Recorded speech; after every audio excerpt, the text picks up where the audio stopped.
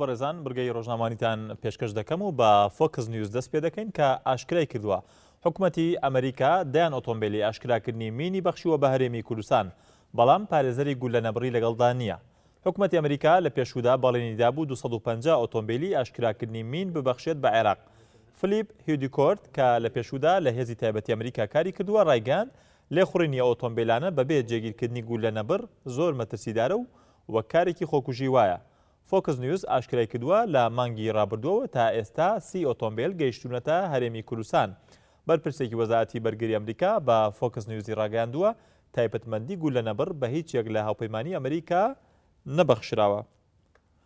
دەچینە ڕادۆی پراگی چیگی کە تێیدا بڵاوکراوەتەوە بۆ هۆسلاف سۆبۆکۆتا سەرۆکوەزیرانی چیک ڕایگەاندووە ئەوروپا هێزی زەمینی بۆ سووریا و عێراق ڕەوانە ناکات. سەرۆکوەزیرانی چیک ئاشکرای کرد تا ئێستا 2 جار یارمەتی هەرێمی کوردستانماندا و ئامادەکاری دەکەین بۆ مەشق و ڕاهێنان بە پۆلیسی عێراقی و بەخشینی فڕۆکەی L159 بە عێراق. بە هەمان شێوە یارمەتی ئاوارەکانیش دەدەین. سەرۆکوەزیرانی چیک ڕایگەاندووە هێزە کوردیەکان لە ڕۆژئاوا سەرکەوتوو بوون لە ڕوبەڕووبوونەوەی داعشدا. دەچینە حوڕیەت دەیلی نیوزی تورکی کە تێیدا بڵاوکراوەتەوە ڕەجەب تەیب ئەردۆغان سەرۆک کۆماری تورکیا ڕایگەاندووە پارتی دموکراتی گەلان هەدەپە فێڵی لە گەلی تورکیا کردووە بە هەڵدانی ئاڵای تورکیا بەر لە هەڵبژاردنەکانی حوتی حوزەیران. ئەردۆغان ڕایگەیاند پەکەکە نەک تەنها دوژمنی وڵاتەکەمانە بەڵکو دوژمنی هەموو پێکاتەکانی تورکیایە بە خوشک و برا کوردەکانیشمانەوە. دەچینە ڕۆژنامەی بەناوبانگی گاردیانی بەریتانی کە تێیدا بڵاوکراوەتەوە ڕۆژێک دوای دیداری ئۆباما و پۆتین کە بە وتەی کۆشکی سپی ڕوونکردنەوەی تەواویان پێگەیشتووە لەباری ئامانجەکانی رووسیا لە سووریا. ئاشتۆن کارتەر وەزیری بەرگری ئەمریکا ستافەکەی ئاگادار کردوێتەوە لە بنیادنانی کەناڵێکی پەیوەندی لەگەڵ کرێملین بۆ ئەوەی دڵنیابن لە سەلامەتی ئۆپەراسیۆنە سەربازەکانی ئەمریکا و رووسیا. پێتەر کوک وتەبێژی پێنتاگۆن ڕایگەیاند ئاشتۆن کارتەر داوای کردووە دوور بکەونەوە لە پێکدادان لە ئاسماندا. دەچینە وۆڵ ستریت جۆرناڵی ئەمریکی کە لەوێشدا بڵاو کراوەتەوە ڤیکتۆر ئۆربان سەرۆکوەزیرانی هەنگاریا ڕایگەاند قەیرانی پەنابەران هەڕەشەیە بۆ سەر سەقامگیری ئەوروپا.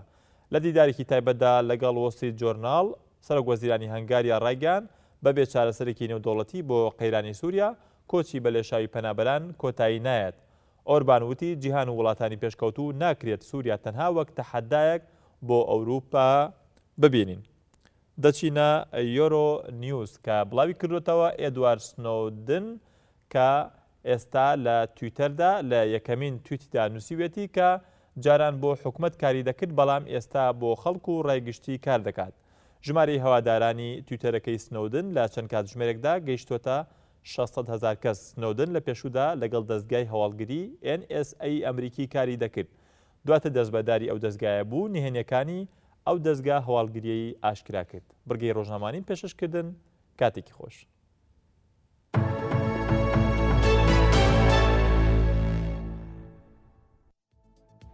برای تماشامان هیجا جمعه تندرستیک باش نوکه جیمی بچن فریاو گزاریات دست بگیم.